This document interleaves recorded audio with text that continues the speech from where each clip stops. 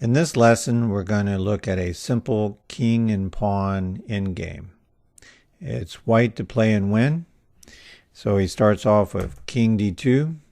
Another possibility would be king f2. Those are both winning moves. And so the idea here is you want, as white, after king d2, king e7, king e3, to get in front of your pawn. King e6, king e4. So it's black's turn. White has the opposition. He has a space, or one square between him and his pawn. And they're all lined up here on the same file. In this position, no matter whose turn it is, white is winning. If the pawn were up one square, for example, if the pawn were placed on the e3 square, it would depend on whose turn it was to play. If it were white's turn, it would be a draw, and if it were black's turn, then white would be winning. And the reason that is because if it were black's turn, white would have the opposition, black would have to step aside or move backwards, and white can come in on his position. If it's white's turn in this position with the pawn on e3, white's the one that has to step aside or move back. And so he can't make any progress. And we'll explore that in just a moment. But to see why this is a winning position, let's go back and look at other possibilities. If we take it all the way back to the beginning, and instead of moving the king, we move the pawn, e4. King e7, king e2, king e6, king e3. Now obviously we have to bring our king up or we would just lose the pawn at some point. And without the pawn, you just have two kings on the board. And we've seen from previous examples that that's a draw. Nobody can win. King e5. And this is the idea. Black comes in, he blocks further progress of our pawn. So we cannot abandon it or we would lose the pawn, so we have to move either to the left or to the right, either to f3 or d3. So king d3, and now the idea here for black is he plays straight back along the e-file. King e6, and when we come in, king d4, he steps over king d6 and takes up opposition. It's white's turn to play. White can't come in on black's position with his king. He has to advance the pawn or he just can't make any progress. So e5 check, and then the king repeats the pattern again. King e6, king e4, king e7, king f5, king f7, taking up opposition, e6 check, king e7, blocking the pawn, king e5, king e8, going straight back, king d6, king d8, taking up opposition, e7 check, king e8, and now we wish we didn't have to do this, but king e6, and it works out just right for black. And the reason that is, let's look at this carefully.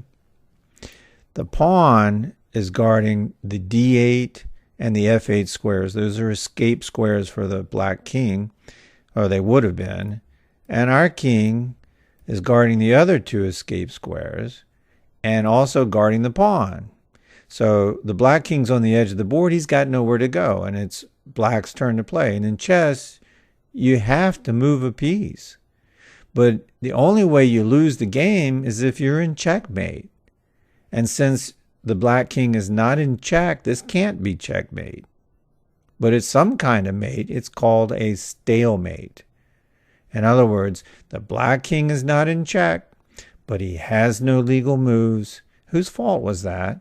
It's really white's fault. So even though he has a material advantage here, he kind of got what he deserved. He was not careful. He didn't play properly. And now he forced the black king into a position that he can't get out of, but yet he's not in check. So this is a draw. It's a stalemate. The game is over. Let's go back to the beginning and play it correctly this time. King d2, king e7, king e3, getting in front of the pawn, king e6, king e4, and now it's black's turn to play. What can he do? He can either go backwards, in which case, let's say he stepped back to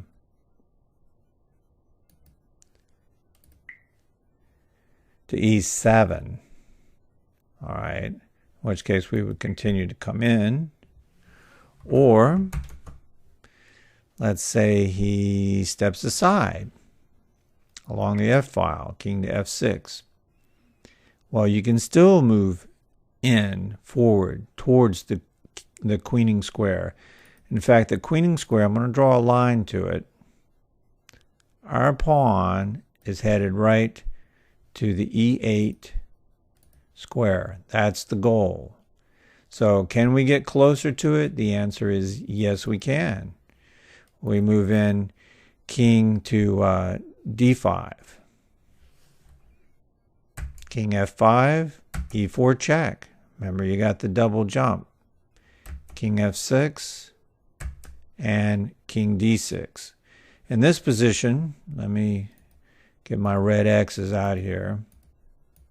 We see that the white king is guarding those squares on the E file, so the black king can't move over to the E file at this time.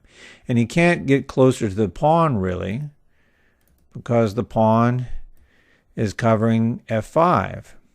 So the only thing he can really do, he could try to go around, but that's not going to help because it would take too long. By the time he got to the pawn, he'd be on his way down the board towards the queening square. So he can move back trying to get to the queening square. In this case, what we should do, you don't want to move your king yet because you need to guard F6 here, this F6 square. You don't want the black king to come back there yet. And so the way we deal with this is we advance the pawn. And now black has two reasonable moves. One, he could go to E8, king to E8. Well, in this case, white needs to take up opposition. Whoops, we don't want to move there. That would be a mistake. Let's back up.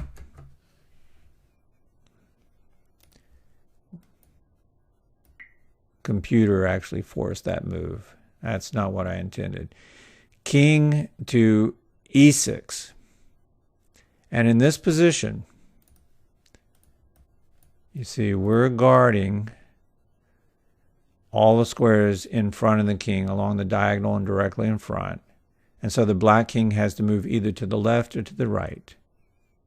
And if he moves to the left on D8, we come to the right on F7. And on F7, we've cleared a path. Let me draw it here. For our pawn, all the way to the queening square. And the reason that is because our king is guarding all the squares that the pawn's going to have to pass through. This is called building a bridge. And so the white king's going to sit there on F7 and just guard those squares and escort his pawn in to become a queen. And there's nothing black can do to stop it at this point. The game is totally lost. So let's back up a little bit here. And in this position, let's say instead of playing his king to E8, let's say he plays his king to F8. All right, so king on F8. So what should white do here? He doesn't need to take up any kind of opposition. What he needs to do is go ahead and create his bridge. So king to D7, and all of a sudden, we have exactly what we want. We've created that bridge so we escort the pawn in to become a queen. And the game's won. There's nothing black can do to stop it. So let's finish up here. It's black's turn. No matter what he does, it doesn't matter. Check. Check. And we're going to turn it into a queen, and that's check. So the queen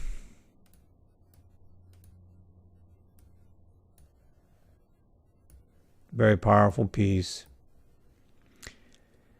is extending and radiating energy in all directions in a straight line.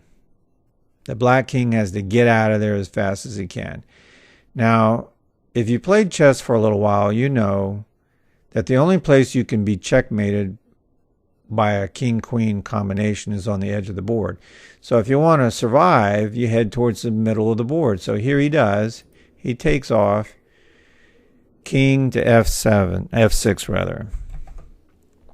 And the first thing I'm going to do is cut him off. So I would probably head out here to either h5 or possibly e4, either one, cutting the king off. I mean, the idea is once I got there, from here, that would prevent him from getting any further towards the center of the board. It would still cover this light square there and give him a few options. So that's where I'm going to head. Queen to h5. I'm going to draw that out again. So let's look. Where can the black king go? Can't move over towards the white king. He can't get on any of these light colored squares. He can't come down here to the 5th rank. He only has one move. Do you see it? He can move to g7 and that's it. So king to g7, and I'm going to move my king a little closer. King e7 once again, setting up opposition between the kings. And we see that the queen is radiating energy. And we see there's only one place that the black king can move to, and that's g8. So king to g8. And now we want to get the king into a better position. So I'm going to move the queen over to